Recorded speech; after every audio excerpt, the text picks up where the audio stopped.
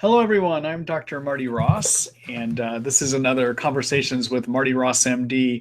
I'm speaking to you today from sunny, balmy Seattle. Yes, that's right. We have sunshine, and I think the temperature hit up to about 80 degrees again today. It's been that way for the last couple days. It's very un-Seattle right now.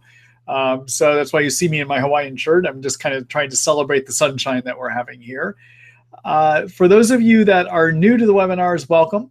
To those of you that are coming back again for another time, I'm glad to see you here. I see many familiar faces tonight on the list of people that are participating. So I'm glad to see that you keep coming back to get help. And I hope you're finding the information helpful. I suspect you are if you keep coming back. In terms of how these webinars work, you create them with your questions. And none of these webinars are the same. They change each time because it's based on the type of questions you have and that you ask. So the way you write your questions to me and the way I see your questions, because I can't hear them, obviously, in this format, is to write your question to me in the chat box that you're going to find over on the right-hand side of your screen. You're going to see it down at the bottom of the screen. And when you write that question to me, I do ask one thing, and that is that as you write that question, please do not hit enter until you're ready to send a whole complete question, okay? Because if you hit enter as you're writing that question, it gives me multiple copies of a question broken into multiple pieces, and it gets hard for me to follow administratively from my end. As I'm doing the webinar tonight, I will post the questions on your screen. You're going to see them as long as you're a live participant. If you happen to be listening in on a podcast, once I eventually publish this as a podcast, or if you happen to be watching a video recording of this, you won't see those questions. So I'm going to read them as well too. As usual, I am creating a recording of the webinar tonight, and tomorrow you will get an email from me saying that that recording is complete with a link on how to find that recording. If you happen to not get that email for some reason, the way to find the recordings is go to treatlyme.net, which is my Lyme disease information site, where you'll find the Treat Lyme book and the links to sign up for the webinar. Go to the webinar page, and on the webinar page, there is a link to click to see all the recordings. So not just the recording of tonight, but all the previous recordings as well, too. And there's a lot of good information on those recordings if you're looking for ways to get that information. I usually am able to get the video edited and out in the morning. Occasionally, there are some technical difficulties I run into, so just beware. If it's not first thing in the morning, I will get it out sometime tomorrow, but 99% of the time, I am able to get it to you first thing in the morning. All right. Throughout the webinar tonight, I will be doing some screen shares. You'll get to see my computer, and I'll probably be showing you resources that you can find within the Treat Lyme book.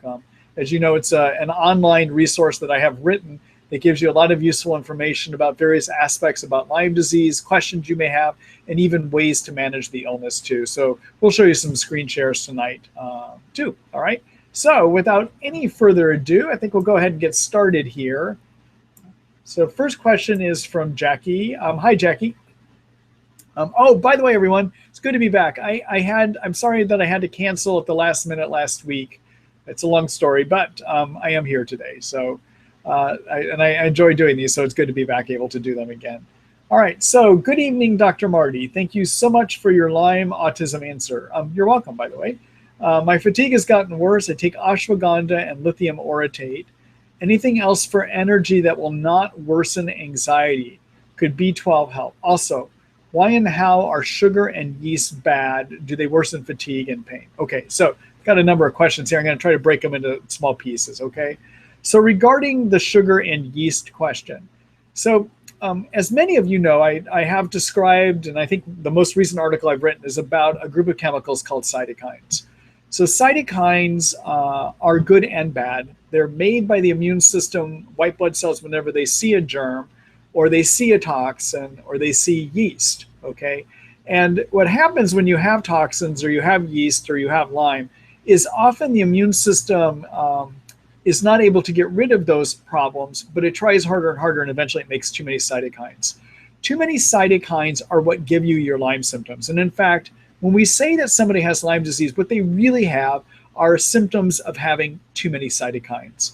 And one of those symptoms of having too many cytokines is fatigue, all right? Now, if you get too many yeast in your system, yeast trigger cytokines. And those cytokines give you more fatigue. They give you more pain. They may make it so your brain doesn't work as well. So often when we get too many yeast and living in our intestines, the way that we know that's going on is we start to do worse with our life. And usually after we're doing better for a period of time, then a person starts to feel worse. That's a clue that maybe there are too many yeast going on, okay? So 90% of the time in my practice, when somebody's doing better and they suddenly get worse, I'm thinking there's too many yeast there. I'm gonna look to see if there might be too many yeast. And I'll show you an article that you can look at later that gives you clues on how you figure out if you have too many yeast, okay? I'll do a screen share here in a minute about that. All right, so back to your question then. And the issue about yeast is sugar feeds yeast. And so often a sign that you may have too many yeast, just one sign, is if you get worse when you have sugar, if your fatigue gets worse or anything gets worse on sugar, it may be a clue that you're feeding your yeast and that you're feeling worse because your yeast are growing more and you're kicking out more cytokines because of that, okay? All right, so about energy, there's some key components to energy. And I have an article about this one as well too, but I'll just tell you briefly. So your energy is affected by whether you get sleep. It's also affected by, do you have too many cytokines around? It's affected by what's going on with your adrenals and your thyroid, all right? And it's affected by having Lyme in you as well too. So the things that you can fix are, number one, make sure you're getting a good 7 to 9 hours of sleep. And to do that, if you need to take something for it to get to sleep, like herbs or prescriptions, take herbs or prescriptions, okay? Number two, lower cytokines. And the way I like to do that, my favorite thing to do is to use curcumin. I like using a Thorne product that has 500 milligrams of curcumin in it. It's 1 pill 3 times a day. Curcumin is useful at lowering cytokines. There are studies that do show that it will lower cytokines too, okay? The other thing then, in terms of supporting your adrenals, if you have, so signs that you might have low adrenals and that ashwagandha might be useful for you include having afternoon crashing, like your energy drops a lot more in the afternoon compared to the morning. The other clue could be having episodes of low sugar. And what low sugar would look like is getting jittery or shaky and having those symptoms relieved by eating, okay? And then finally, another clue of low adrenals is if you get lightheaded or dizzy easy on standing. Those are signs of low adrenals, okay? And sometimes, even if you don't have those signs, ashwagandha can be helpful for energy. In fact, the Chinese in Chinese medicine and the Indians in Ayurvedic East Indian medicine have used ashwagandha for centuries because they see that people have more energy on it, okay? All right, so you can use ashwagandha, and if you use ashwagandha, it's 400 milligrams, 2 pills in the morning, 2 pills between 1 and 2, okay? So make sure you're getting sleep, lower cytokines, fix adrenals, and then if you're still having low energy and it's about 6 to 12 months in, the other things I would look for from a blood standpoint is check vitamin D levels, check vitamin B12, and check your iron store, something called ferritin. Finally, make sure you don't have low thyroid. And clinically, what low thyroid would look like is if you happen to have cold intolerance. That means you're the person that has to wear more layers than everyone around you to stay comfortable, okay? That's a clue that you could be having low thyroid, all right? Hair loss, dry skin, those are signs of low thyroid too. All right, now so I will fix all those first. And then about 6 to 9 months into a treatment, if energy is still stuck, then the next thing I want to look at is what's happening with your mitochondria. All right, so mitochondria are your energy factories found in every cell. And what can happen, and by some estimates, there's about 300 to 400 mitochondria per cell. When you have chronic infection in you, there is the overproduction of a group of chemicals called oxidizing agents, and they damage the membranes that cover the mitochondria. And what happens when those membranes get damaged, inside the mitochondria, a lot of chemical reactions that generate cell fuel will not take place correctly, okay? So one of the things I like to do, if somebody's not getting better with their energy, we're treating their infections, we got yeast out, we fixed hormones, we got cytokines knocked down, they're getting sleep, then I'm gonna think about fixing mitochondria. And what I'd like to use to fix mitochondria is a product called NT Factor, which has a proprietary mix of the fats that make up the mitochondria. And in studies, it has been shown that NT Factor will actually improve energy. And so there's one study that's been done a number of them, but one of the ones that I remember is one that's been done that looked at putting people on NT factor to fix the covering of the mitochondria. And after being on it for 2 months, there's average energy improvements of 40%. Okay, that's pretty impressive. Now, that's actually what I see in my Lyme patients as well, too. So that study was done on people that didn't necessarily say they had Lyme. They just said they had fatigue, okay? But I find that same kind of improvement on my patients that have Lyme disease, too. So the way you use NT factor is 2 pills 3 times a day. You do it at that level for 2 months, and then after 2 months, you decrease it down to 1 pill 3 times a day. Okay.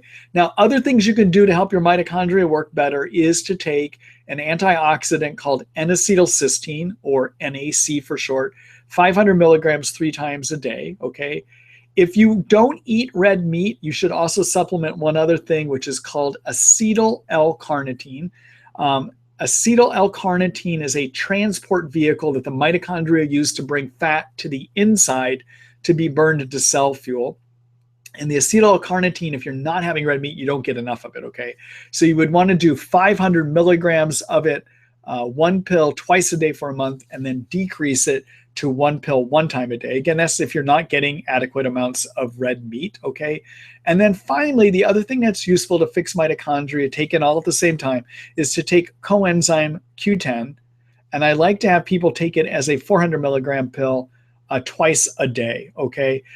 You cannot take coenzyme Q10, though, if you are on either Malarone or Mepron to treat Babesia, because they get in the way of that, okay? So my treatment package, when I try to fix mitochondria, and again, I don't even think about fixing mitochondria until 6 to 9 months into treatment, if somebody's not getting better, that is to fix the membrane with NT factor, work with a good antioxidant called N-acetylcysteine, or NAC, use coenzyme Q10, which is a chemical cofactor used in a lot of the chemical reactions that generate cell fuel. And then finally, if somebody is not having red meat, you've got to take acetyl L-carnitine. Okay, that's my fix the mitochondria package. All right, so I know I've said a number of things here. Let me go ahead and do a quick screen share. I want to just show you a few things to look at resource-wise here, okay? Let's go here. Let's see. All right, so here we are. Okay, so this is the Treat Lyme book, all right? So I'm at treatlyme.net, and I'm in the table of contents right now of the Treat Lyme book, okay? And essentially, most of the site is the Treat Lyme book. This is where you can find answers between webinars, okay? Because basically about everything I talk about in a webinar, I've written an article about, or I'm in the process of writing an article about, all right?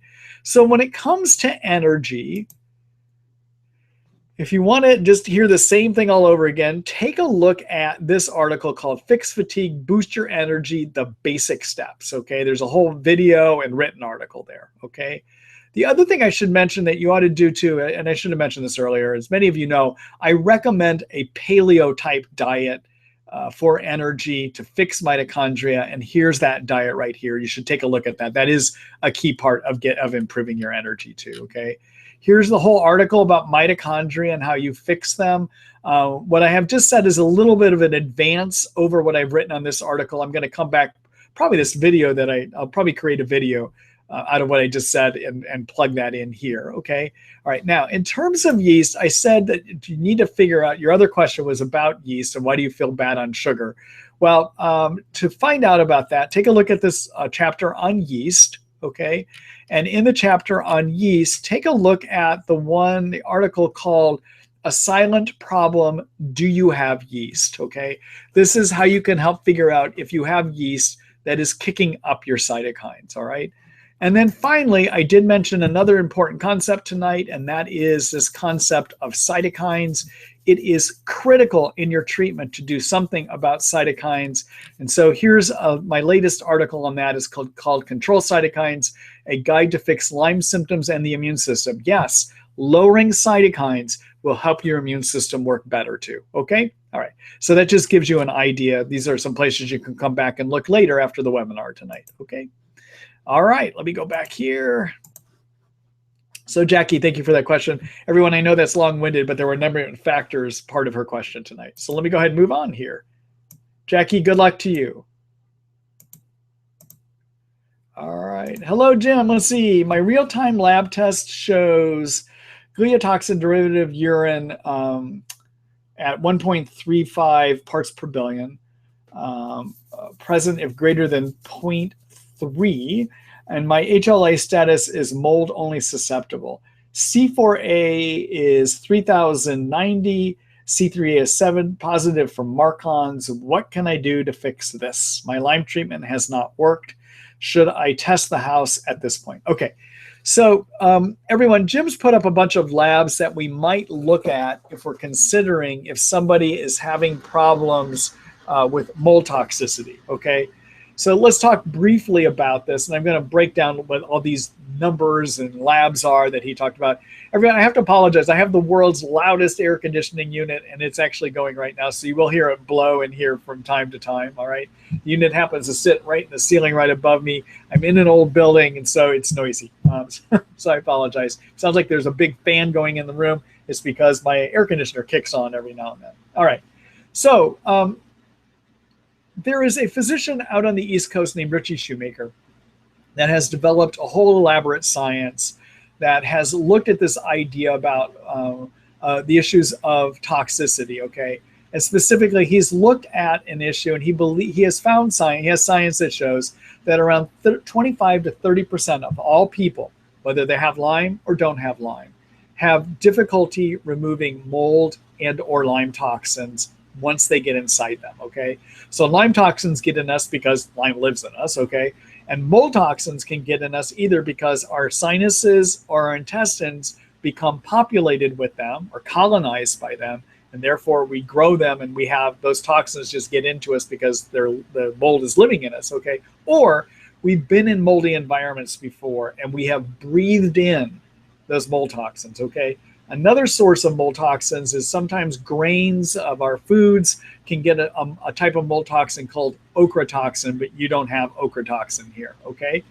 All right, now, according to Richie Shoemaker, there is a genetic test that we can do called an HLA-DR test, all right? And we can do that test to see if we have the genetic predisposition to be one of those people that cannot remove Lyme or mold toxins. So what's supposed to happen in 70% of us is our immune system sees a Lyme or a mold toxin and it tags it for removal. And once it's been tagged, it goes to the liver. The liver takes it from a fat-based toxin, turns it into a water-based toxin, and then it gets pooped out. Okay, that's what's supposed to happen. 30% of us, or 25 to 30% of us that have this HLA problem, that our genetic system is not programming our detox system correctly, what happens is the immune system sees a mold toxin and is not able to tag it. Okay, so they don't get tagged. They go to the liver then, and the liver takes them from a fat-based and sends them back out as a fat-based toxin. And as the fat-based toxin in the intestines, they get reabsorbed again. So we just keep looping. We cannot get these toxins out of us, okay? So one of the tests that Jim had done is an HLA test, and it was interpreted as meaning that he is susceptible to not being able to remove mold toxins, okay? That same test might have also showed he's susceptible to not removing Lyme toxins, but what he's reporting here, that didn't happen. Now, I generally don't do that test. It's an expensive test, upwards of about $600. And the reason I don't do it is you can have this problem and not have the genetic susceptibility, all right? Also, even if the test says that you're susceptible, it doesn't mean you are. So at some point in a treatment for somebody with Lyme disease, if they're not getting better, usually about 6 to 9 months in, I might try a treatment of giving them something to bind up mold toxins and Lyme toxins in their intestines so they can't be reabsorbed again, and do it as a 2 to 3 month trial to see if they get better. It's less expensive, and even if the HLA test is negative, you may still have that problem, okay? So I'll tell you how we remove them here in a minute, okay? Now, to your other tests, there's another lab called Real-Time Labs. And Real-Time Labs has perfected a urine test to see if you pee out mold toxins, okay? And that's, and your urine test is showing that you're peeing out this gliotoxin, which is a toxin that you can get from wet mold or from wet buildings, okay? All right. The C4A is a protein made by the immune system that can be elevated in Lyme, or it can be elevated when you have mold toxicity issues. I will check that periodically. The C3A is also another protein that can be elevated when you have Lyme, more in an acute setting though, okay? Your C4A is slightly elevated here. Marcons is a totally different infection. It's an infection of your sinus passages that can sometimes come back positive. And if it is there, it may be triggering excess cytokines, all right? So what would I do based on your testing at this point? Well, you have some toxicity issue, mold toxicity issues. I don't know that I would treat for Marcons yet, because even though you're testing positive, it may not be your problem. The first step is to get your toxins out. And the way to get your toxins out is test your home to make sure you're not currently being exposed. And the test you're going to wind up doing is something called an ERMI test, or you're going to have an environmental home specialty group come in and figure out if you got too much mold, okay? The second thing you want to do is bind up those mold toxins. And there's two ways to do it that I like to do. One is to use a prescription medicine called cholestyramine. Cholestyramine was actually designed to bind up cholesterol, which is another fat, okay? And you wind up taking a scoop of it 1 time a day for a week. And then after a week, you increase it to 2 times a day. And then after another week, you increase it to 3 times a day. Now, you may flare up on it. The act of pulling toxins out may actually trigger a cytokine flare. So it can make it look like your Lyme got worse, because again, Lyme symptoms are all cytokine symptoms, okay? So you could flare up as you're removing your mold toxins. So I try to do it slowly. That's why I start at 1 scoop, all right? Now on the cholestyramine, there are some instructions about it. You have to stop all your medicines and supplements beginning 30 minutes before you take it, and then you can resume taking them about 2 hours later. You can eat anytime though, all right? The reason you have to stop your medicine and supplements is they will get bound up. The other thing is it can lead to constipation. And if you get constipation, magnesium at nighttime, about 400, 600 milligrams, usually is enough to get you unconstipated, okay? All right, now, an alternative to the cholestyramine is to use something called fractionated pectin powder. Pectin is a soluble fiber found in apples and in citrus. It also can bind up those toxins. It's not as aggressive though, but it's easier to take, tends not to give you the cytokine flare, and it doesn't give you the constipation, and you can take medicines and supplements still while you're on it. You would start it the same way. It also is a powder, and you would take 1 scoop 1 time a day for a week. Then if you're tolerating, you're not flared up, then you would go to 1 scoop twice a day.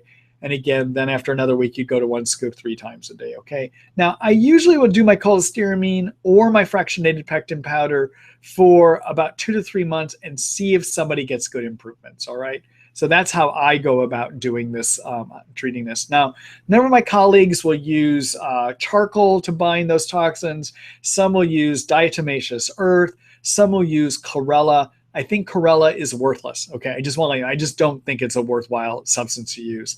The diatomaceous earth and charcoal may work to a degree, but not that strongly. There's something else called zeolite. It doesn't work that strongly either. I think you're better off going either with cholestyramine or doing the fractionated pectin powder, okay? All right, so those are my thoughts on that. In terms of resources here, let me just do a quick screen share, all right? So, okay, so this is the Treat Lyme book again. Again, as I said, I have articles on about everything, okay? So there's, in the detox chapter, everything that I just talked about regarding these Lyme and mold toxins is found in this article called Lyme and Mold Toxins, a Lyme Bite, okay? And in here, I have written down how you test, why you would go about testing, and even what to do with the fractionated pectin powder and your cholestyramine, okay? So you can find that as a source. All right, this is the supplement store where my patients get their supplements. It's Marty Ross MD, Terrabrook MD supplements. We've set up this store to take the guesswork out of choosing supplements. What you'll find here are the supplements that we use with our patients, okay? And we've chosen the supplements that we carry here because we want to take the guesswork out of it. There's a lot of garbage out there. And in fact, there's been numerous studies that have been done looking at supplements that you can find in supplement stores, and the majority don't have effective active ingredients in them, okay? The products we have chosen here, we think have the greatest chance of having those active ingredients. Also, the products that we have chosen tend not to have a lot of artificial fillers that could hurt you, okay? So when I recommend things tonight, if you're wondering what do we use for that product, this is where you would come to find it, okay? All right. So let me go back here again. All right. Thank you, Jim, for that question. I hope that gave you some useful insights. And good luck to you. All right. Getting rid of Jim's question there. Hello, Deborah. Let's see. Hi, Dr. Ross. I am taking Biaxin, Mepron, and grapefruit seed extract for Lyme, Babesia, and BART. I had to stop Bactrim 3 weeks ago due to decreased kidney function, which is now normal. My hair had stopped falling out after a month, I believe, after starting Bactrim, and is now falling out again. Is there an antimicrobial to give added punch? Deborah, I don't see a full question here. Let me just see if there was a part wandering around back here behind the scenes. I don't see where there's another one. Okay, let me just make a comment here. So first of all, your antibiotics, the Biaxin and Mepron is a good Babesia treatment, okay? And in fact, that's going to work about 85% of the time. If you read my article called Kills Babesia, a brief guide, you'll see that I call that a tier 1 treatment, which is the ones that have the greatest chance of working, okay? 85% of the time. That's a good treatment, all right? The Biaxin and grapefruit seed extract, Biaxin, that combination is good for Lyme. The Biaxin treats spirochete Lyme, intracellular Lyme. The grapefruit seed extract is going to be picking up the cyst form of your Lyme germ. That's a good treatment, all right? But right now, you're really not on a good BART treatment. You were. That combination of Biaxin and Bactrim was a good BART treatment. That works about 85% of the time, too. That's one of my tier 1 treatments as well, right? You can read about other ideas I have about treating Bartonella in my article called Kills Bartonella, a brief guide, okay, because I give you other ways to treat Bartonella. But right now, you're not on an effective BART treatment, okay? Now, that Bactrim that you were on, coupled with Biaxin, is a great treatment for BART. That Bactrim was also helping treat your Babesia, and it's not necessarily needed, but one of the reasons that your hair may be falling back out is Babesia can sometimes lead to hair loss. Now, I'm not saying your hair loss definitely is from Babesia, but I just want to let you know sometimes it can. So it makes me wonder if your Babesia treatment is as effective as it might have been before you had to stop the Bactrim, all right? So I would assume your doctor is going to be looking at some other options for that Bactrim. And what you might want to see if they would try, since you may have some tolerance issues right now with your kidneys, would be to add either minocycline or doxycycline to this regimen. And a combination of minocycline with Biaxin or doxycycline with Biaxin is a pretty effective Bartonella treatment. You're back into Bartonella treatment. And those tetracyclines will add to your Babesia treatment as well and give some greater strength to that, okay? So that might be something to think about, talk to your provider about, okay? All right. Good luck to you, Deborah.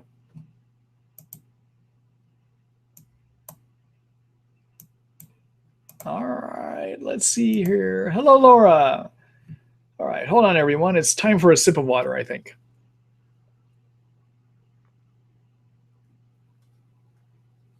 All right, let's see. I am on crypto daily, 10 drops in the morning and PM. Ceftin Monday, Wednesday, Friday, Biaxin Tuesday, Thursday, Saturday, and Sunday with tinidazole Friday, Saturday, Sunday. Do you find this protocol suitable for Lyme, or should I combine Ceftin, Biaxin daily, pulsing tinidazole? So, first of all, the crypto that you're taking is useful for treating Babesia, okay? And but I usually will try to go a higher dose. I like to take 5 milliliters actually, 3 times a day, and probably 5 milliliters. I think is going to be pushing more like 40 drops or so. All right, maybe even more than that. But you ought to be taking 5 milliliters 3 times a day of crypto to get at Babesia, all right? And I wouldn't use crypto for any other reason. So if they're telling you they're using it for boosting the immune system or Bartonella or whatever, I don't find it useful for those reasons. It's only for Babesia. So if you have Babesia, you do want to go up on that, all right? Now, in terms of pulsing antibiotics, I know it's become quite the vogue thing to do among my colleagues. I'm still not certain it makes any difference, to be quite honest with you. And there is no determined way that is the best way to pulse antibiotics. So I do pulse antibiotics with my patients, and I usually will do it if I find they're not doing as well on continuous use. Sometimes people will do better, but sometimes people don't do well on pulse antibiotics, and I go back to continuous use, okay? This seems like a reasonable way of pulsing. I don't know that it's any better than any other way of pulsing. Usually what I might do, though, if I were to pulse the Biaxin antinidazoles, I would have people take them on the same day, actually, and I would do a regimen of 4 weeks, 4 days on of each, and then 3 days off. And I might do the same thing with the Ceftin. So how I might do this, but I can't say they're wrong. I don't, we have no science that says what is the best way to pulse, nor do we really have any science that says pulsing is better than continuous use, okay? So you could do your Ceftin Biaxin tinidazole 4 days on, 3 days off. That might be how I would go about doing it. I don't know if my way is any better than the way you're currently doing it, though, okay? All right. So good luck to you. I wish I had more information, but we just don't know the best way of doing these things, okay? All right, thank you for that question. Good luck. All right, Kelly, let's see here what you got. Let's see, I've had chronic Lyme for many years, have had sinusitis since December, saw an ENT who said nothing he could do. Doctor will only give 2 weeks of antibiotics, symptoms persist. Is sinusitis a symptom of Lyme? Huge. Thank you, Dr. Marty. You're welcome, by the way. I have to just double take a look here. Just a minute, I want to read back to your question again.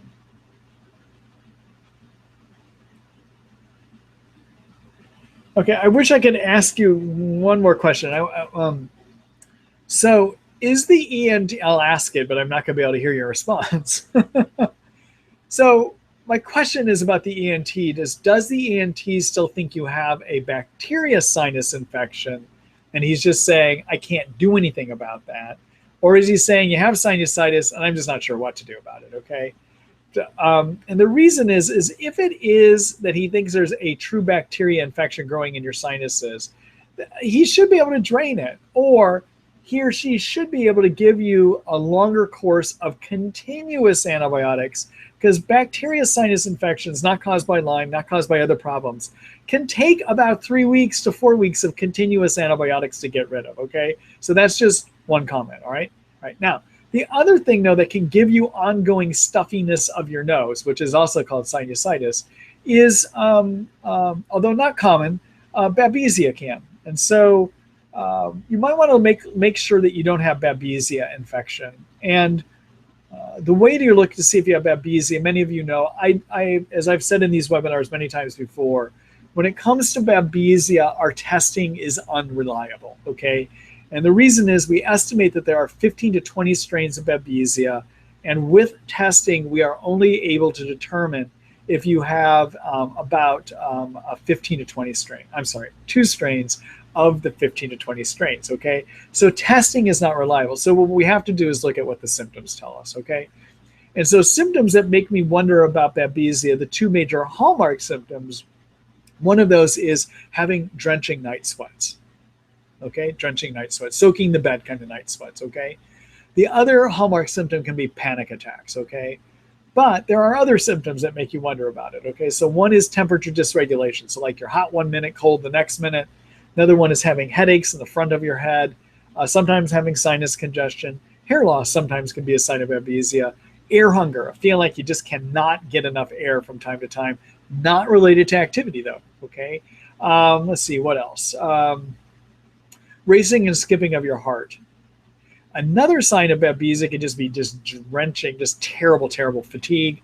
And then finally, my favorite Babesia symptom, just because I think it's the most odd Babesia symptom, my favorite Babesia symptom is having regular deja vu experiences, okay? So some people with Babesia have regular deja vu experiences. And by that I mean like once a day, maybe once a week, a little bit more than most of us might have deja vu, okay? So if you have a number of those symptoms, Kelly, you might want to start thinking about that maybe your sinusitis could be from Babesia, in which case you need to treat for that, all right? So let me do a quick screen share here for you. I want to show you a couple things to take a look at.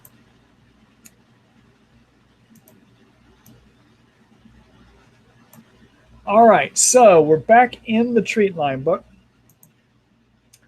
So in the chapter called How to Diagnose, you're going to find information about how to diagnose a number of things, okay? Like, how do you diagnose if you might have too many viruses living in you? And should you even treat it even if they are diagnosed, okay?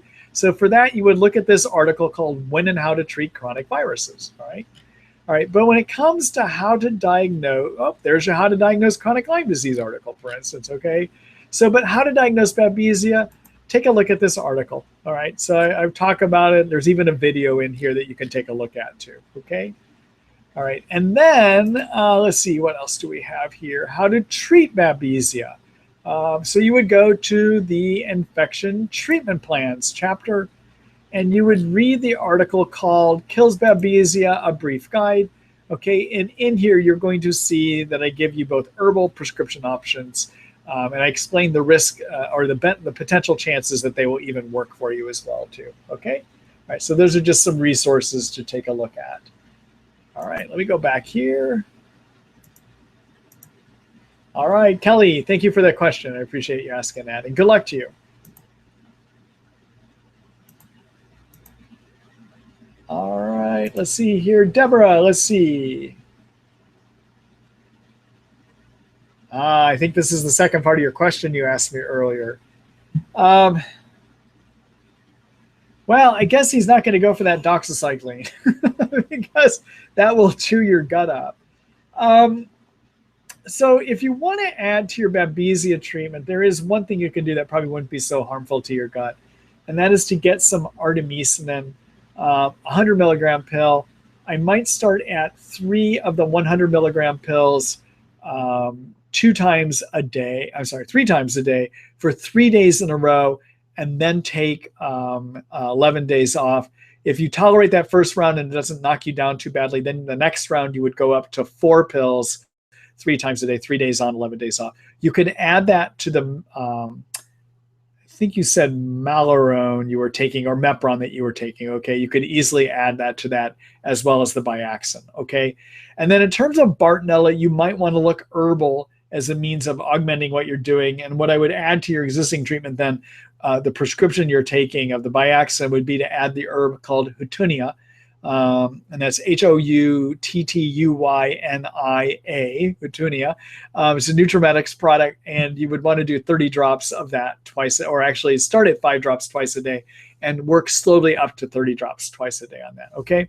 So everyone, Deborah had asked a question earlier, and I just found the second part of it that I didn't see. All right, let me get rid of that. Thanks, Deborah. Hello, Rita. Let's see. Hi, Dr. Ross. I recently got a positive H. pylori breath test. What is the best natural treatment for this infection?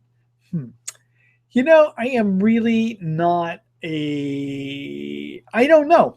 Actually, this is one I don't know. I usually will go prescriptions on this one. So I don't know. I haven't looked at the natural medicine alternatives for it. So sorry about that. Every now and then, I don't know something. This is something I would have to look up. Even if one of my patients asked me, I'd say, I'd get back to you in about 2 days after I spent some time looking into it. I just don't know that one off the top of my head. All right. Thank you for that question, though. Sorry about that.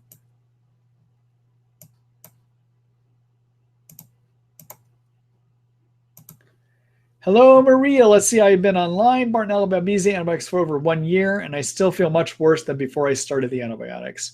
My Lyme doc wants me on minocycline, azithromycin, Plaquenil, Ceftonir, Malarone, all at the same time, plus 80 milligrams per day of Nexium and gabapentin. I wonder if there is a second part.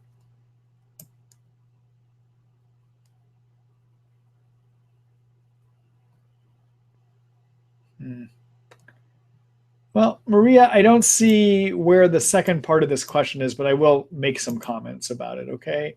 Actually, let me just post it here. Okay, so everyone, Maria's question raises the issue of what do you do when you're not getting better, okay? And there's, this is a really tricky illness. And the way that I like to look at Lyme disease is that it is a total load phenomenon illness. And what that means is there are many things that can add together to make it so that you're sick, of which there is the Lyme germs. There can be hormonal problems. There can be dysfunction of the energy factories called your mitochondria. It might be that you've gotten chronic virus infections living in you. It might be that you have co-infections and they're not being adequately treated. It might be that you have too many yeast living in you. It might be that you're a person that has Lyme and or mold toxins built up in you, like I discussed earlier in that one of the original questions, okay? It might be that you have a detox problem called an MTHFR detox problem.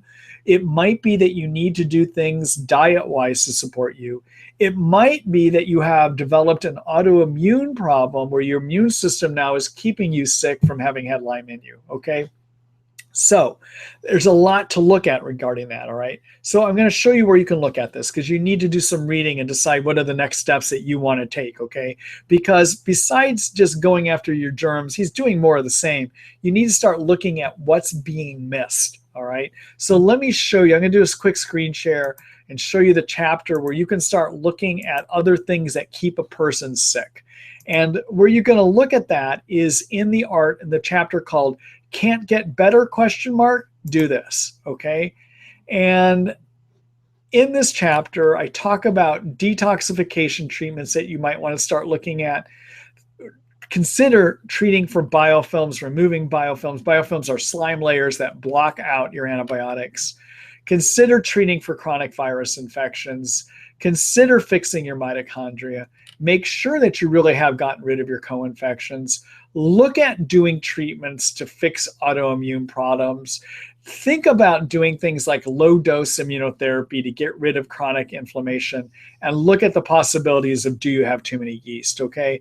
Take a look at this chapter and the helpful articles that I've written here and see if your doctor will help you to start figuring out, do you have some of these other problems, okay? And you just kind of work through it. You pick one or two at a time and just start trying out things to see if you can make a difference for it, all right? That's where I would start with things. Actually, the first thing I would look at is make sure you don't have too many yeast, because that often is the main reason that people are not getting better, all right? Okay, so let me go back here. Okay, Maria, I don't have a specific answer. I would need to spend more time talking with you directly, which is an option for you to consider too. It'd be to have an online visit with me. Actually, let me go back there again. So going back to the Treat Lyme site here, everyone. All right, so here I am. This is in the Treat Lyme site. Again, the majority of this site is the Treat Lyme book. But over here on the left-hand navigation side, there is this online consult tab that you could click. And look at this. This talks about an online service I have where I will visit with you and I will give you ideas about where to go with your treatment. And there's 30-minute, 60-minute appointments. Because I don't get to examine you, I cannot prescribe medicines, nor can I, through this methodology, order tests for you. But I can come up with a pretty good plan that you can figure out if you want to do on your own or discuss with your physician, okay? And if you, and I write you a visit note as part of this. And then after the visit, I send that note to you, and that's something you can take to your provider and share with them, okay? So that might be a way where I could do some discussing with you to help you figure out how do you target through all those other things that might be getting in the way, all right? I'd be glad to do that. Or, again, my whole site's a self-help guide. Start reading through it and see if you can come up with some ideas that you can take to your doctor to see if they can help you with some ideas on that, okay? All right. Good luck to you, Maria.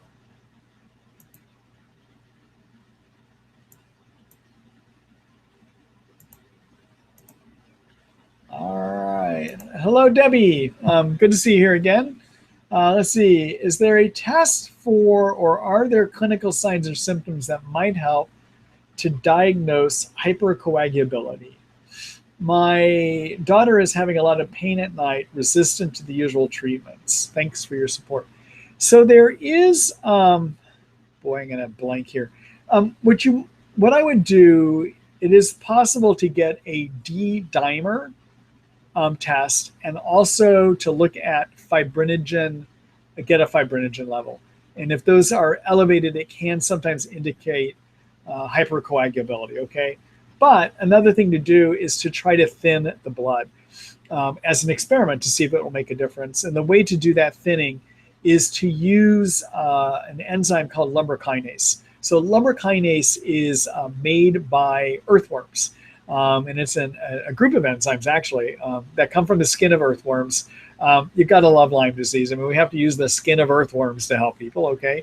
But the way to do it is 20 milligrams, one pill twice a day. The difficulty of doing it, though, is that you have to have the lumbar kinase on an empty stomach by 1 hour either side, all right? Because the enzymes will digest other things that are put in the stomach along with it. But what lumbar kinase does is it decreases what I call sticky blood, which is blood that clots more easily, okay, or hypercoagulable blood, all right? So yeah, Debbie, that's probably what I would look at doing. The other option, is if she does have abnormalities of the D-dimer or the fibrinogen, sometimes heparin can be used, but heparin's a lot more difficult to give a person. I prefer to do the lumbar kinase, actually. Okay? All right. Now, everyone, the reason I even think about, Debbie raises a good question here. So that kind of crampy pain that people get, maybe because there's a reaction that we have when the immune system, as a result of having chronic infection, sometimes the immune system triggers the release of blood clotting factors or proteins that lead to blood clotting. And all those extra proteins in your blood make it thicker, and I call stickier, and more easily clotted, okay? That sticky blood, that thicker blood, is not going to flow as easily into your small blood vessels, which means that your tissues aren't going to get enough oxygen. Your muscles may not get as much oxygen, and because of that, they're going to ache. All right, so sometimes for that crampy, achy pain, one of the things that can help is to thin the blood, and lumbar kinase is one way to go about doing that. All right. Thanks for that question, Debbie, and good luck.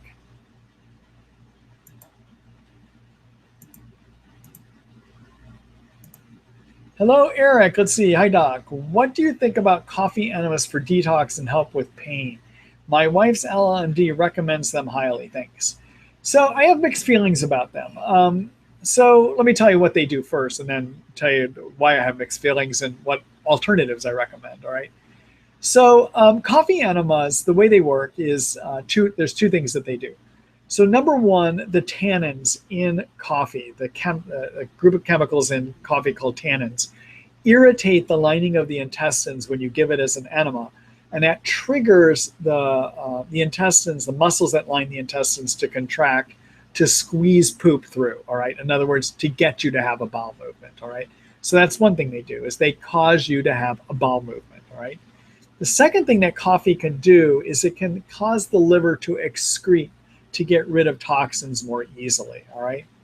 Now, I usually will recommend consider doing them in a person that is constipated and I can't get to poop, all right? So I would prefer to get people to poop at least one time a day or even twice a day by using magnesium. 400 to 600 milligrams often at night is going to be enough to get a person to poop. But if they're not pooping, because pooping helps remove toxins so they don't get reabsorbed again, okay? If they're not pooping, then a coffee enema can be a good idea. As an alternative to doing coffee enemas to get the liver to excrete toxins, I like to use something that builds glutathione, which is the natural detox chemical of the liver. And what I like to use to build glutathione is to do something called N-acetylcysteine, or NAC, 500 milligrams 3 times a day. Okay, so as an alternative to coffee enemas, do NAC 500 milligrams 3 times a day, and use enough magnesium at night that you poop at least 1 time a day. All right. Now, why don't I like coffee enemas? Well, the problem is a lot of people start doing them daily. And what that does is it eventually makes it so that your intestines stop squeezing muscles on their own, and you get into a chronic problem where the intestines will just not poop on their own. Okay. You cause the intestines to get desensitized to all of the stimulus that makes those muscles squeeze things through, all right? Secondly, you can start absorbing those tannins if you have it too frequently. So at most, I feel comfortable with people doing a coffee enema maybe 3 times a week. I don't like it when people do it daily. I think that causes more harm than good, okay? All right, Eric, I hope that gives you some useful information there. And good luck to your wife.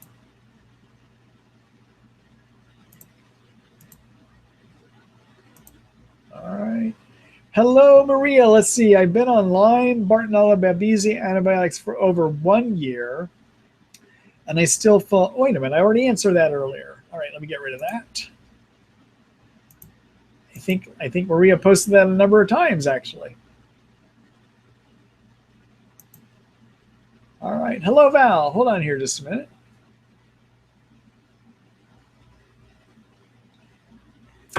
Hi, Dr. Ross. Thank you so much for the webinars. They are extremely informative. You're welcome, by the way. Would you please comment on whether or not Babesia or Bartonella might affect the levels of red blood cells, hemoglobin, white blood cells, and platelets in a CBC test result? Appreciate any insight you have, okay? So I am going to answer that. Let me start with, I'm going to divert just a minute, okay? So CBC is a way of measuring your blood cells, okay? And hemoglobin is a way of looking to see, are you making enough red blood cells? And then obviously there's white blood cells, okay, which fight infections. And then platelets are cells made that help with blood clotting, all right? All of these cells are made in your bone marrow. So the bone marrow is your blood cell factory, okay? So one thing that can cause you to have low blood counts, low CBC, low red blood cell, low hemoglobin, low white blood cell counts, low platelets, is bone marrow suppression from being on antibiotics, okay? So one thing you need to be careful about before start looking in terms of looking at possible causes is be aware that sometimes the things we put you on to get over Lyme could suppress the bone marrow. And in terms of bone marrow, sulfa antibiotics, for instance, Bactrim can be a big suppressor of bone marrow. Sometimes the tetracyclines can. IV antibiotics all can. So those are some things to think about, okay? Now, in terms of what causes low red blood cell counts, Babesia is known to do that. But usually I don't see it causing low white blood cell counts, nor do I usually see it causing low platelets. The reason Babesia can cause low red blood cells is it lives inside of red blood cells and can damage them, basically, okay? But in terms of the other infections then causing low blood counts, Lyme and the co-infections as a part of immune suppression can lower your white blood cells, all right? So sometimes as you treat somebody for Lyme, you'll see that gradually their white blood cells will start coming up to normal. All right, so so those are just my thoughts. First of all, consider, are your antibiotics causing problems, okay? And then secondly, certain germs, Lyme, Bart, Babesia can suppress white blood cells, and Babesia can damage your red blood cells and cause those to be on the lower side too, all right? All right, thank you for that question, Val. And good luck to you. Let's see, get rid of that one.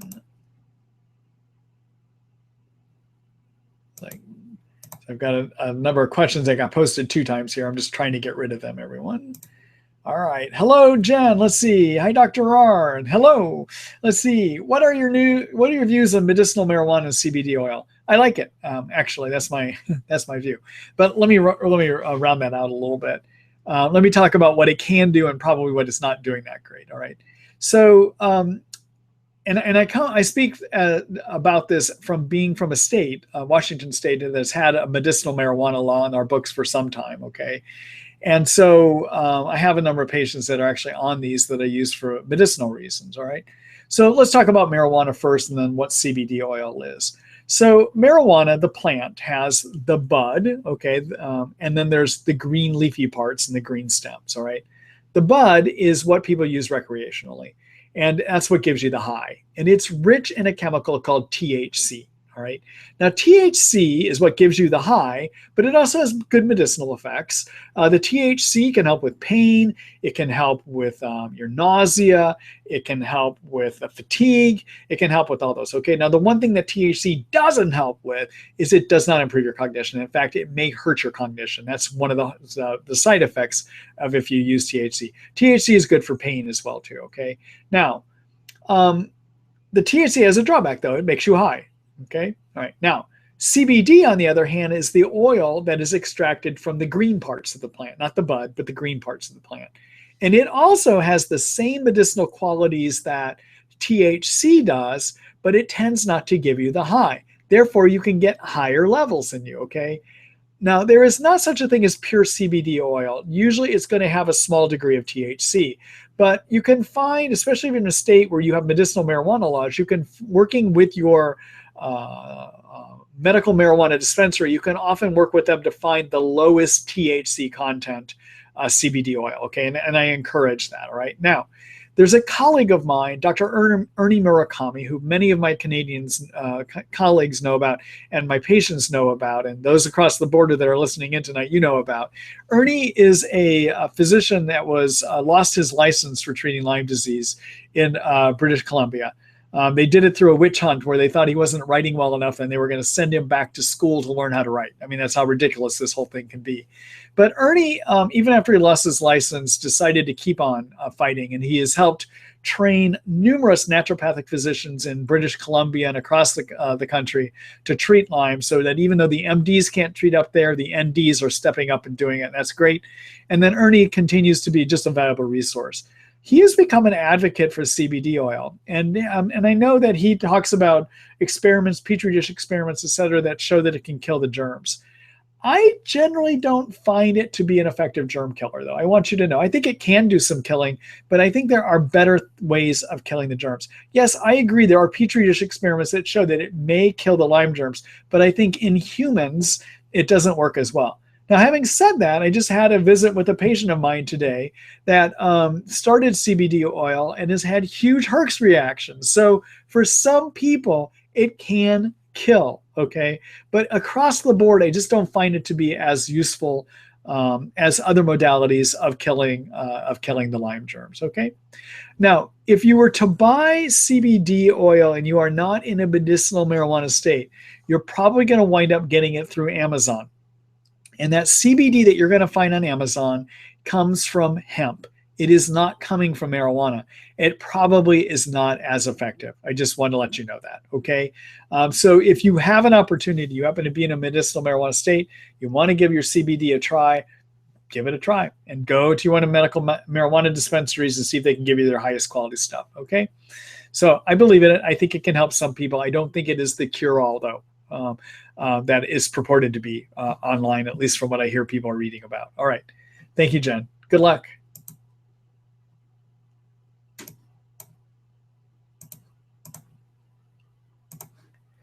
Hello, Maria. Let's see. I have been online. Oh, that's another time we've asked that question.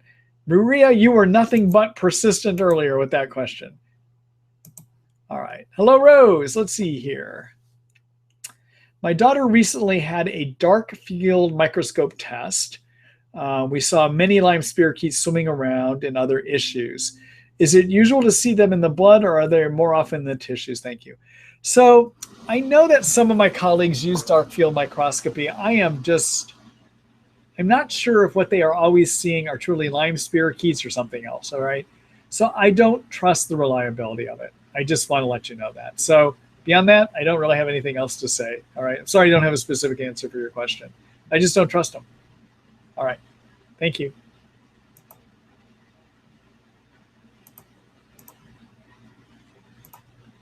Let's see. What are your thoughts? Hi, Jenny, by the way. Let's see. What are your thoughts on the effectiveness of vitamin C IV? All right. So, there are a group of treatments that I collectively call the oxidizing agent treatments, okay?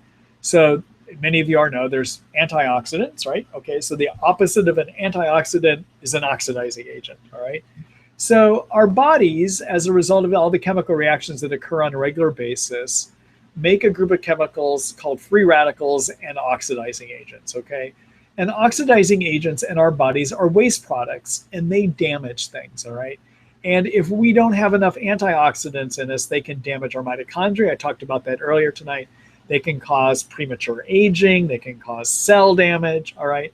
So I want you to know oxidizing agents can damage things, okay? All right, now, hydrogen peroxide either rectally or IV, or ozone rectally or IV, or doing UV treatments of your blood, called UVA, UVB, IV blood treatments, okay? Those are all ways of doing oxidation treatments of your body, all right? All right, high-dose vitamin C given at a range. So vitamin C, many of you know, is an antioxidant, and it is. At most doses, it is.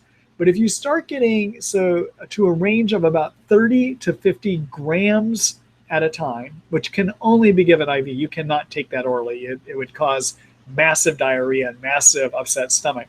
But in a range IV of 30 to 50 grams, that vitamin C creates oxidizing agents, okay? So oxidizing agents kill germs by damaging their membranes and also injuring their genetics, all right? Now, the germs that live in us do not generate antioxidants, so they're more susceptible to the oxidizing agents, okay? I think that any type of oxidizing agent may be okay on a limited basis, meaning maybe 4, maybe 6 treatments. But they're not going to get rid of Lyme. You can't get rid of Lyme with just 6 treatments of anything, okay? And the problem I have with oxidizing agents is that when I see people do them, I think they help maybe 40 or 50% of the time. I don't think they help chronic Lyme often, all right? And a number of my colleagues want to have people on these repeatedly, like, more than 6 times. And I get worried that we may be damaging people, that we may be causing injury to their cells. We may cause cell damage by repeatedly being on these oxidizing agents, okay? And there are no studies that have been done at the long-term outcomes of doing all these oxidizing agents, all right? So generally, I'm just not a big supporter of it. I do think it's something that's valid to consider if you're into your treatment and you're not getting better and you're looking for other alternatives, but you have to understand the risk that you may be taking with it, all right? And the other thing is, in general, for women that's of reproductive age, I don't think it's a good idea to do these treatments because I'm concerned about what it is doing to the cells in your ovaries, okay? All right, we don't want to cause injury there, obviously, all right? So Jenny, those are my thoughts on it. Thank you for that question. Hello, Peg. Let's see. The bottom of my feet are really, really sore. Ideas. So pain on the bottom of the feet, and I would need to ask you more questions, but pain on the bottom of the feet can sometimes be an indication of having a Bartonella infection, okay? That is a sign of Bartonella. Keep in mind also, if you have nerve injury from Lyme or for other reasons, you can have nerve injury pain on the bottom of your feet as well too. And then also some of us just get what's called plantar fasciitis, which means pain on the bottom of the feet caused by inflammation of a fibrous material that runs from the balls of your feet to the heel of your feet that's supposed to hold your foot together. That fibrous material called the plantar fascia can sometimes get inflamed, okay? So could be Bartonella, could be these other things, and I would need to ask you a lot more questions to help figure that out, all right? But anyhow, those are some thoughts. Thanks for that question, Peg. All right, hello, Peter. Let's see.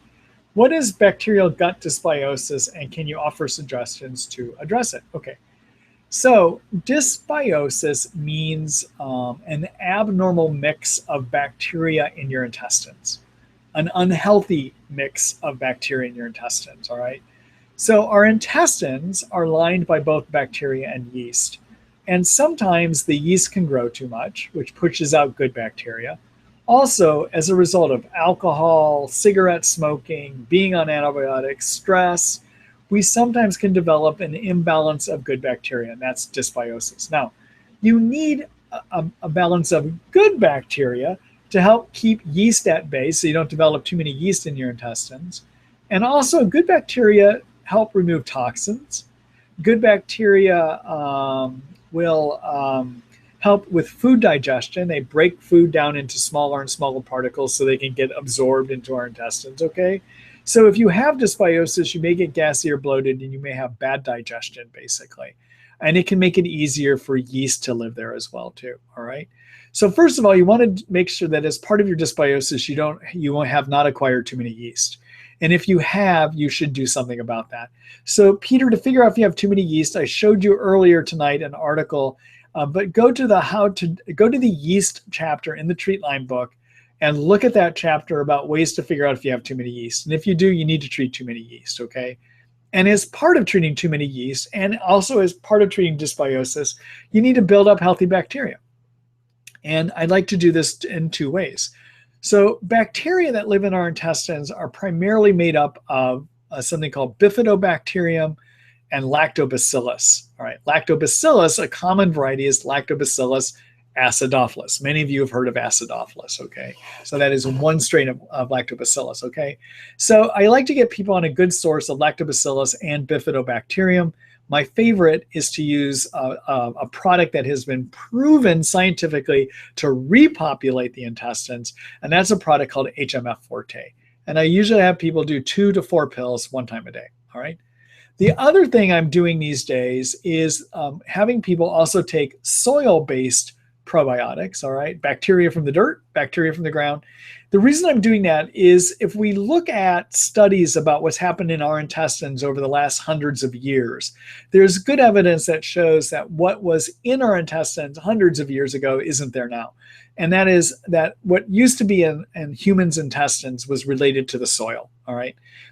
These days, because we irradiate our food, we super cook our food, we're no longer go out and pull our food directly out of the ground, we don't have bacteria that get into us that come from the soil, all right? And there's studies that show those soil-based probiotics do a better job of keeping yeast at bay, detoxing, and supporting the immune system. So when I have somebody with dysbiosis, I also like, in addition to taking that mix of bifidobacterium, lactobacillus bacterium, I also like to have them take soil-based probiotics. And I like using a product that does that, made by research nutritionals called Prescript Assist Pro. And I like to have people take 2 to 4 pills of that at a time too. All right, so you would take 2 pills to 4 pills of your HMF Forte and 2 pills to 4 pills of your research nutritionals Prescript Assist Pro. That's how I go about rebuilding healthy bacteria in the intestines. And then also be sure you're treating yeast. So figure out if you have yeast, and if you are, you need to get rid of your yeast as well too, so that the healthy bacteria can take territory back over from those yeast and things get back to a healthy state within your intestines. All right? All right. Good luck to you, Peter. Thank you for that question.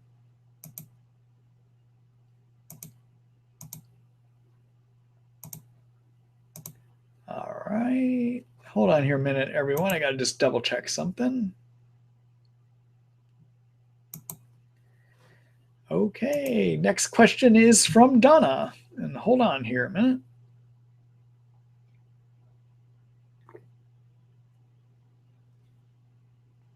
Okay, let's see. Hi, Dr. Ross. What do you recommend to treat SIBO?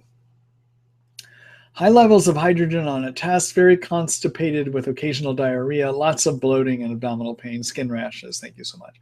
So my preferred way actually is to use a prescription medicine called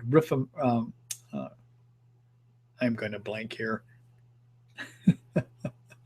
Rifamycin, also known as rifaximin. That's it. Rifamycin, also known as rifaximin. Okay, and you usually wind up doing that over the course of about 3 weeks, and that will take care of it. I think it's better than herbal options. All right. If that fails, sometimes using something called neomycin, I believe, along with Levaquin, is another way to go ahead and go about doing it. But generally, I'm going to use the rifamycin, and it stays just in the intestinal tract. It is not systemically absorbed, so there is not a concern of getting into systemic toxicity issues with it, okay? So just to make you aware of that, that's what I would wind up doing with that, all right? Thank you for that question.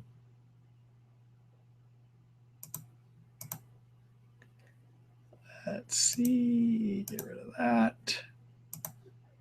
Hello, Kelly. Let's see. MethylGuard is not sold in Canada. Is there something else that can be taken for positive MTHFR? Thank you. Okay. So MethylGuard is a supplement made by Thorne that has 2 things in it. All right. One is it has something called 5-methytetrahydrofolate. All right. And it's also got something called methylcobalamin. All right. Methylcobalamin is a methylated form of vitamin B12. And the 5-methytetrahydrofolate, that's a mouthful, we call it MTHF for short, is an activated form of folate, all right? So everyone, MethylGuard, or these 2 things, methylated cobalamin and this MTHF, are used when you have a detox problem called an MTHFR abnormality, or methyltetrahydrofolate reductase abnormality. And what that is briefly is there is an enzyme called methyltetrahydrofolate reductase that is responsible for converting folate from our diet into an activated form of folate, which is that MTHF I just talked about. And there's about 25% of people have a genetic defect where they're not able to do that conversion of diet folate into activated folate. And what can happen as a result of that, if you don't activate your folate, many chemical reactions downstream, you don't make enough of a detox chemical called glutathione. And so you get defective detoxification, all right? So Kelly, one option for you is to try to find the individual components, okay? And what you want to work toward, usually the MTHF is going to come as about a 400 microgram pill or a 500 microgram pill. And you want to work up so that you're taking anywhere from 1 to 3 of those pills a day, all right? And the methylated B12, sometimes you can find as a separate supplement. And the way you would do that is you can, and in the MethylGuard, the methylated B12 is 400 micrograms also. And so you want to work up to 1.2 or to 3 pills equivalent of that a day as well too, all right? Now, one other option, Kelly, is we here through my supplement store actually have the MethylGuard and we ship across the border, okay? So your option would be to find somebody on this side of the border that will ship up to you, okay? So take a look at our store if you want to do that. We do ship up to Canada, all right? All right, so good luck to you, Kelly. Oh, and if you're going to do MethylGuard, the way to do it is to start at 1 pill a day, and after a week, go up to 2 pills 1 time a day, and after another week, go up to 3 pills 1 time a day. You want to be careful not to go all the way up to 3 pills right away, because what happens is as you start fixing your detox system, all these toxins are going to want to come rushing through, and they are going to flare you up. They're going to trigger a huge cytokine surge, okay? So you want to limit the chances of that happening, all right? All right. Thanks for that question, Kelly.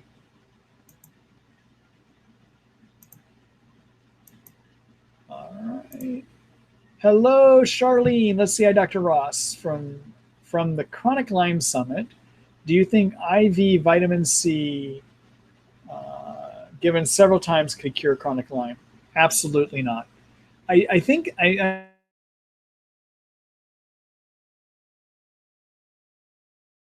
kill permanently, all right? So for instance, I know there's a Dr. Spinagle down in Florida, for instance, uses a lot of IV oxidizing agents. And what I see on a routine basis is patients come back and they wind up getting worse again, okay? They may get help while they're there, and they get there 2 or 3 times, or they're 6 times, and then they crash out, all right? So it is not a way to cure Lyme. I just disagree with people that do that. It's not what I would rely upon doing, and I think that whoever is making those kind of claims is doing a disservice, actually.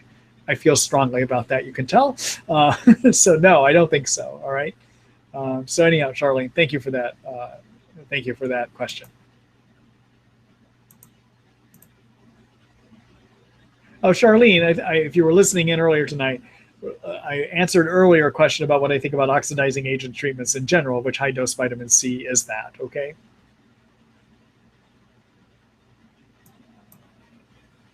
Let's see. Jackie, thank you for that. I guess you're posting from my response to you earlier tonight or near the beginning of the webinar. You're welcome. And yes, it's not truly a Seattle shirt. We'd usually be more bundled up this time of year, but I'm celebrating the sunshine. We celebrate it when we do get it here in Seattle, and days where it gets up to about 80 degrees, and we're still in early spring here. So thank you for that.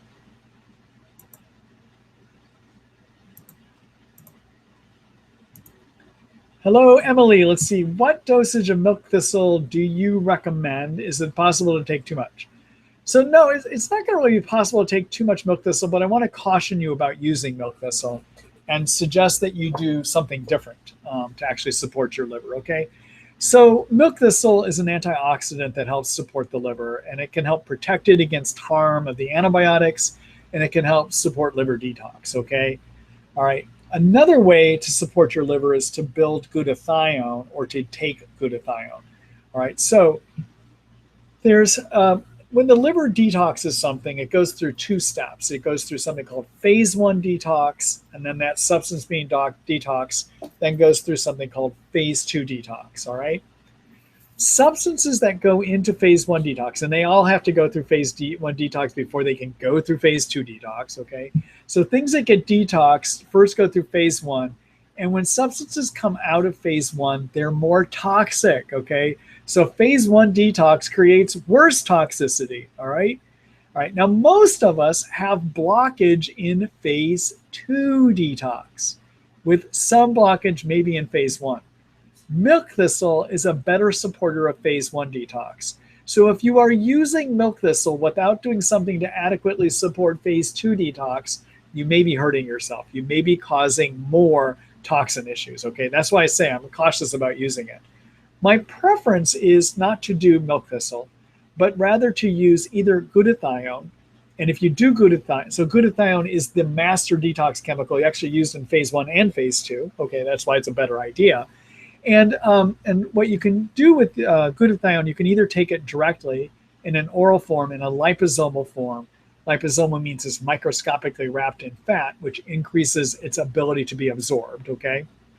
And the product I like that does that is a product made by Research Nutritionals called Tri-Fortify Orange. And you would do 5 milliliters once or twice a day, okay?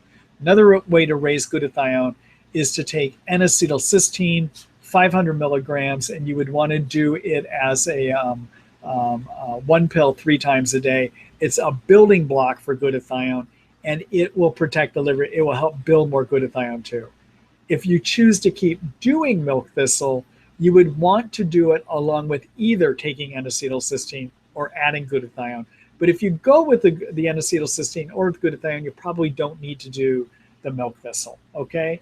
And so I know that's not quite what you asked, but I want you to be aware of that, all right? Now, so it is possible to take too much if you're not supporting your phase 2 detox. That's the answer to that last part of your question, okay?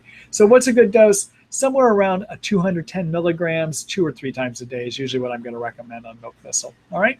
All right. Good luck, Emily. Thank you for that question.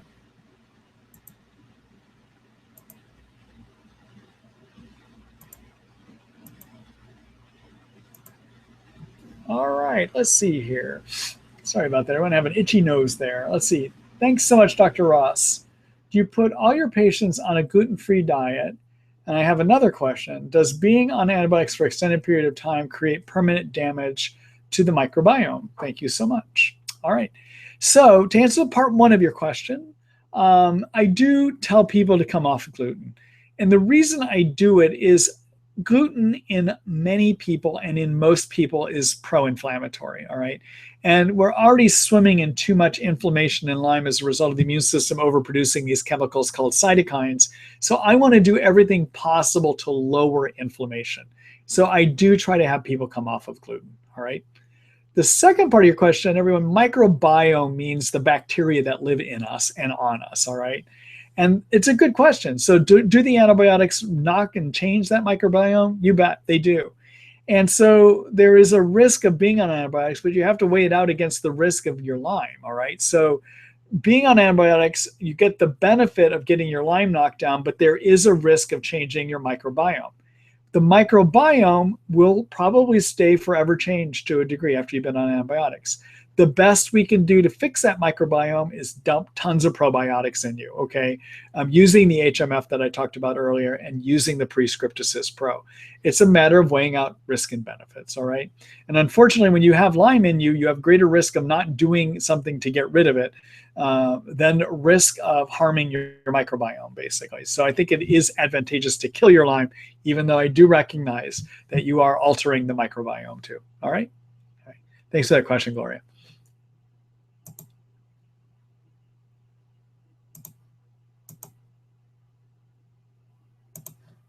Hello, Susan. Let's see. I show positive for Lyme on the Western blot. A high number on the blood test for Epstein-Barr number.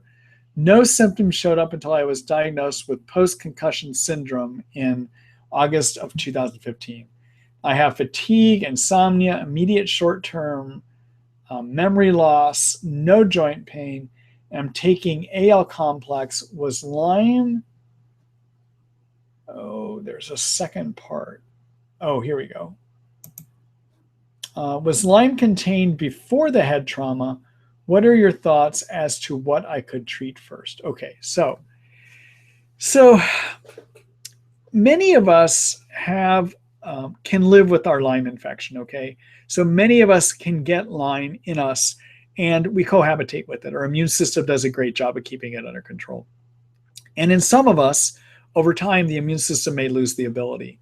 And one of those things that can lead to the immune system losing its ability to keep Lyme under control is stress or trauma, all right? So it's possible Lyme was living in you, and then as a result of your head trauma, you now have developed Lyme disease, okay? But I would ask you to consider something else first before you go down, before necessarily thinking that this is all Lyme and using even the Byron White complexes. First of all, I don't find Byron White that helpful, which is the AL complex you're on, okay?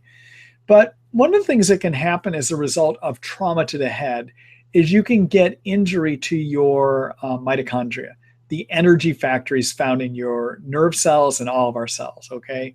And that can happen pretty quickly after head trauma.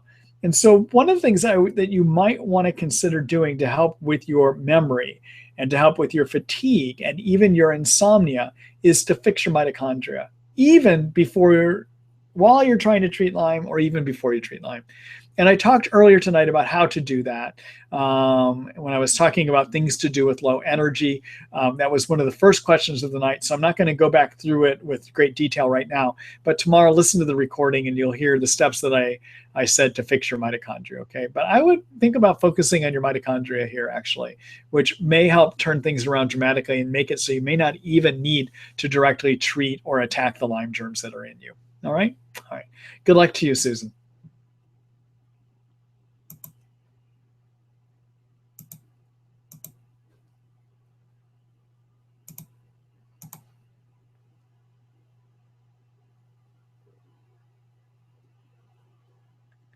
All right, let's see. Everyone, that's it for me for tonight. I was looking to take another question and inside I just said, nope, that's enough. So we've been at this for about an hour and 25 minutes. And I think I'm going to go home and have some dinner and take my dogs out for a walk and then work on editing the video for tonight. Yes, the job doesn't stop. Listen, I've had a good time visiting with everyone tonight. And tomorrow you'll get that email with the recording link. And I also, in that recording, you're going to see that in the recording, you're also going to see that I'll have the link to sign up for the next series of webinars, all right? I will not have a webinar next week, but beginning in the first week in May, my intention is to have 3 webinars in a row during that first week of May, okay? So you'll see tomorrow that we'll go ahead and put up the link for that as well. So here in a minute, as we end the webinar, I'm going to take you all over to the Treat Lyme book. If you have not yet had a chance to subscribe to that, I encourage you to. That's full of good information. Probably many of the questions you're asking me here, you probably can find answers for it in the Treat Lyme book. Keep in mind, when you support the Treat Lyme book, you're supporting the efforts I'm doing here to help educate and spread the word through the webinars as well, too. All right. So I would ask that you get a subscription. And the way to do that is click on any of the articles. And if it is one that does require a subscription, you're going to be asked to subscribe. In doing so, you're supporting this work. All right. It's been great visiting with everyone tonight. And I look forward to seeing you in a couple weeks then. All right. Good night, everyone.